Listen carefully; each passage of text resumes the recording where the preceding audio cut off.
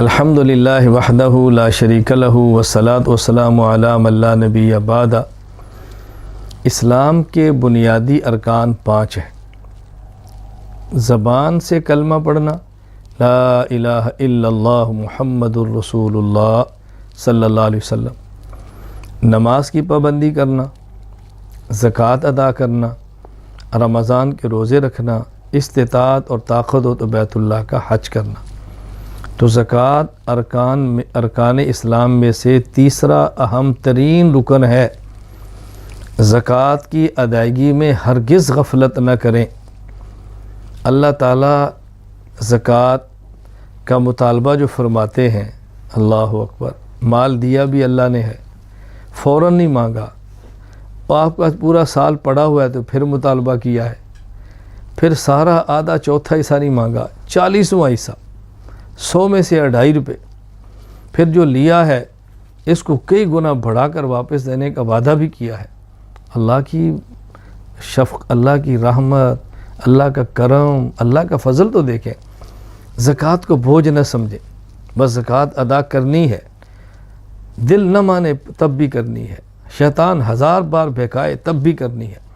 ہاں، لیکن زکوٰۃ کے مسائل کو سمجھنا بہت ضروری ہے کہ یہ زکوٰۃ کی ادائیگی میں غفلت ہو، یہ بھی جرم ہے، اور کہ زکوٰۃ ادا کرتے وقت شریعت کے مطابق ادا نہ کی تو بھی نقصان اور خسارہ ہے۔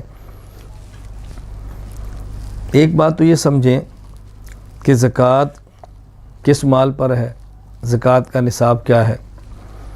سونا یا چاندی، نقدی پیسے، مال تجارت، یہ بنیاد ہے اس دور میں جو عام طور پر لوگوں کے سامنے چیزیں پیش آ رہی ہیں۔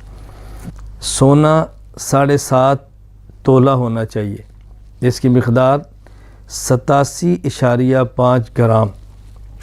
چاندی 52.5 تولہ، 612.36 گرام۔ یا تو اتنا سونا یا چاندی ہو، یا ان میں سے کسی ایک کے برابر پیسے ہوں، یا ان میں سے کسی ایک کے برابر مال تجارت ہو، یا کچھ چاندی ہے، کچھ سونا ہے، کچھ پیسے ہیں، کچھ مال تجارت ہے، یا کچھ سونا ہے، کچھ چاندی ہے، کچھ نقدی مال ہے، یا کچھ نقدی مال ہے، کچھ مال تجارت ہے، یعنی سب کا تھوڑا تھوڑا ہے، 3 کا تھوڑا تھوڑا ہے، 2 کا تھوڑا تھوڑا ہے، یا صرف 1 ہے، اور 52.5 تولہ چاندی کے پیسوں کے برابر ہو جائے تو یہ زکوٰۃ کا نصاب ہے۔ ایک بات۔ نمبر 2، اس مال پر پورا سال گزرے کا معنی یعنی اتنا مال پورا سال آپ کی ملکیت میں رہے۔ اس کو اچھی طرح سمجھ لیں۔ اس کا معنی یہ نہیں ہے کہ اگر ہمارے پاس 10 لاکھ ہے تو پورا 10 لاکھ ہمارے پاس رہے، یہ معنی نہیں ہے۔ اس کا مطلب یہ ہے جس دن اتنے پیسے آپ کے پاس آ گئے جن کا مجموعہ 52.5 تولہ چاندی کے پیسوں کے برابر ہے، وہ تاریخ نوٹ کر لیں چاند کے حساب سے، محرم، صفر، یہ چاند کے حساب سے۔ یہ بات اچھی طرح ذہن نشین فرما لیں، چاند کے حساب سے وہ ذرا تاریخ رکھ لیں۔ آئندہ سال پر جو وہی تاریخ ہے اس دن دیکھیں کہ آپ کے پاس کتنے پیسے ہیں۔ مثلا ایک بندے کے پاس پیسے ہیں، 2 رمضان کو آئے ہیں 1 لاکھ۔ اب 2 رمضان، آئندہ سال کا 2 رمضان دیکھیں، اب دیکھیں کہ اس کے پاس پیسے کتنے ہیں، 3 لاکھ ہیں تو زکوٰۃ 3 لاکھ پر ہوگی۔ اس پر 50,000 ہیں، زکوٰۃ 50,000 پر ہوگی۔ درمیان میں کتنے زیادہ ہوئے کتنے کم ہوئے اس کا اعتبار نہیں ہوگا۔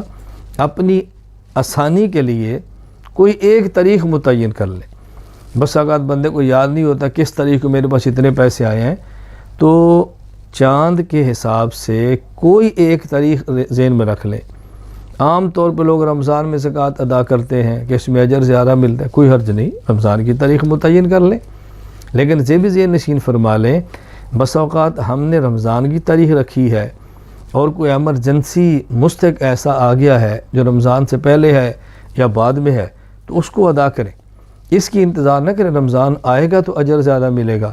ضرورت مند کی ضرورت پوری کرنا یہ رمضان کے اجر سے بھی زیادہ ہے، اس کا ذرا خیال فرما لیں۔ بہرحال نمبر 1 نصاب پورا ہو، نمبر 2 سال گزرے، نمبر 3 جس پر زکوٰۃ فرض ہے مسلمان ہو، کافر پر زکوٰۃ نہیں، نمبر 2 عقل مند ہو، بیوقوف پر نہیں ہے، نمبر 3 بالغ ہو، نابالغ کے مال پر زکوٰۃ فرض نہیں ہے، اور باقی میں نے بتا دی کہ صاحب نصاب بھی ہو اور مال بھی ہو۔ تو یہ 5 شرطیں موجود ہوں تو بندے پر زکوٰۃ فرض ہوتی ہے۔ سونا اور چاندی کے لیے ایک بات اچھی طرح سمجھ لیں، سونا اور چاندی کسی بھی شکل میں ہو، ڈلی ہے، سکہ ہے، عورت کے استعمال کا زیور ہے، بیٹی کو نکاح کے لیے دینے کے لیے گھر میں رکھا ہوا ہے، ماں اپنی بیٹی کو زیور دے کر بھیجتی ہے وہ ہے، کسی بھی شکل میں سونا اور چاندی موجود ہو تو اس پر زکوٰۃ ہوتی ہے۔ یہ ذہن بالکل نکال دیں کہ زکوٰۃ تو اس پر نہیں ہے جو استعمال کا ہے، نا، استعمال کے پر بھی ہے، استعمال کے سونے پر بھی ہے۔ جو عورت نے کنگن پہنے ہیں، عورت نے انگوٹھی پہنی ہے، عورت نے گلے میں کوئی ہار یا کچھ بھی چیز ڈالی ہے، یہ میں اس لیے کہہ رہا ہوں کہ ہماری ماؤں اور بہنوں اور بیٹیوں کو بطور خاص یہ بات سمجھنا ضروری ہے۔ اگر اس میں سے زکوٰۃ ادا نہ کی، یہ جہنم کا ایندھن ہے، جہنم کا ایندھن ہے۔ ہماری کئی بہنیں کہتی ہیں میں کیسے ادا کروں، میرے پاس تو پیسے نہیں ہیں، تو زیور بیچ دو، مت رکھو اپنے پاس۔ جب آپ نے پہنا ہے تو زکوٰۃ دینی ہے۔ آخرت کا معاملہ سخت ہے، دنیا کا معاملہ بہت نرم ہے۔ زیور نہ پہنا تو کیا ہوگا، سونا نہ پہنا تو کیا ہوگا، کچھ نکال دیا تو کیا ہوگا۔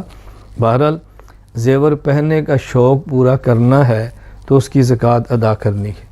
میں تو ایک بات ویسے اپنی ماں بہنوں بیٹی کو سمجھانے کے لیے کہتا ہوں، دیکھیں دنیا میں لوگ حرام شوق پورے کریں تو پیسے لگتے ہیں، حلال شوق پورے تب بھی پیسے لگتے ہیں۔ تو جب تم نے زیور کا شوق پورا کرنا ہے تو اس پر خرچ کرنے میں کیا حرج ہے؟ کوئی حرج نہیں ہے، اپنا شوق بھی پورا کرو، جو حق ہے شریعت کا اس کو ادا بھی کرو۔ بہرحال زکوٰۃ کی ادائیگی کا بہت زیادہ اہتمام فرمائیں۔ وآخر دعوانا ان الحمد للہ رب العالمین۔